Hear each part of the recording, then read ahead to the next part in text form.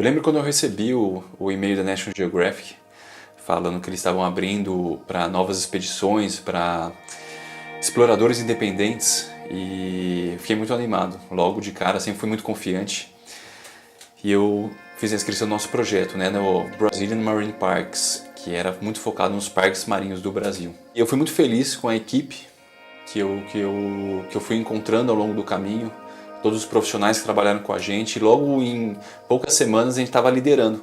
A gente estava top 3 a nível mundial das expedições mais populares do mundo. E então a gente começou a desenvolver um trabalho, fizemos algumas viagens, os vídeos começaram a ficar muito bacanas. E eu percebi que a gente poderia fazer até algo mais. E se aparecessem a oportunidade de outras expedições, de outras ideias? Nosso grupo ele é muito criativo, muito aventureiro. Até que um dia eu estava sentado numa mesa de bar com 2 amigos meus e surgiu o assunto do indígena, do índio brasileiro. E na hora, as ideias, as opiniões foram extremamente divergentes. E a gente gosta muito de opinar sobre aquilo que a gente desconhece, sobre aquilo que a gente não sabe. Isso ficou muito na minha cabeça. Eu fui para casa naquele dia e eu pensava, poxa, como que a gente pode opinar sobre algo que a gente não conhece, que a gente não vivenciou, sobre uma cultura totalmente diferente da nossa? Então, eu lembro que eu procurei meu produtor, o Benatti, e falei, Benatti, vamos fazer alguma coisa na área indígena? Vamos tentar desenvolver um pouco um projeto nessa área? E eu lembro que ele conversou comigo e falou, vamos. Eu topou na hora, né? Só que a gente não tinha um conhecimento da área, a gente não tinha um conhecimento específico. Então a gente sabia que a gente precisava procurar algum especialista, alguém que já fez essa vivência, já tem essa experiência. Foi quando eu joguei no Google e eu encontrei uma empresa chamada Omama, da Natália. Na hora eu mandei uma mensagem, achei ela no Instagram, mandei uma mensagem para ela. Eu acho 1 ou 2 dias depois a gente já estava sentado num bar fazendo a programação da viagem. E as coisas aconteceram muito rápido. Sinceramente eu não sabia o que eu ia encontrar.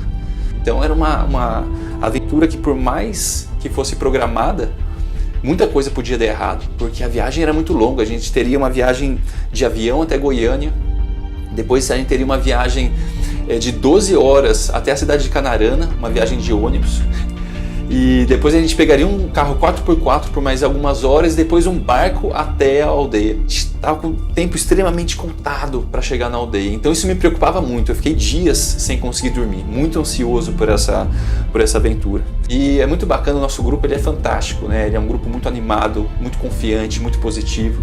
Eu lembro já, desde quando a gente se encontrou em Goiânia, na viagem de 12 horas de ônibus para Canarana, a gente não conseguia dormir. Ficava todo mundo acordado, preparando o texto, conversando, imaginando o que será que a gente vai encontrar lá. Será que o conceito de indígena que a gente vai encontrar lá é o mesmo que a gente aprendeu na escola? Será que o conceito é o mesmo que a gente escuta na televisão, que a gente escuta nas discussões do bar, por exemplo? Eu tinha certeza que a gente ia ter uma surpresa. Mas o que será que a gente ia encontrar?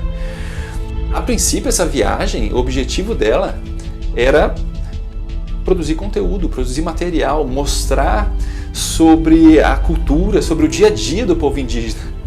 Só que quando a gente chegou lá, eu lembro, quando o barco parou ali, não tinha ninguém, não tinha nenhum indígena, não tinha ninguém esperando a gente na beira do rio.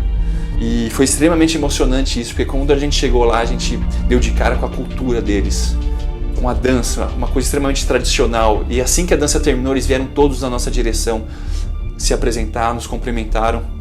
E foi quando eu tive um impacto muito grande. O carinho, a empatia, o amor que eles receberam a gente, foi uma recepção extremamente calorosa.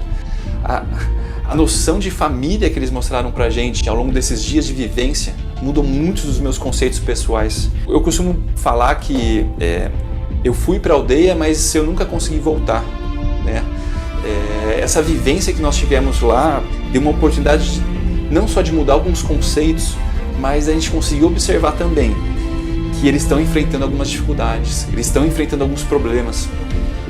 E quando a gente voltou para casa, a gente percebeu que a gente tinha uma missão. Eu lembro que eu olhei pro Benatti, nosso produtor, eu conversei com a nossa jornalista Luísa, a nossa fotógrafa Carol, e a gente sabia que aquilo não podia terminar ali, não podia só terminar na produção de um material, a gente poderia oferecer mais para a comunidade. Então a gente decidiu que 1 mês depois a gente voltaria em uma missão uma missão para ajudar essa população indígena, uma missão para ajudar essa comunidade que nos recebeu de braços abertos, que hoje a gente considera parte da nossa família, a aldeia Fucuri.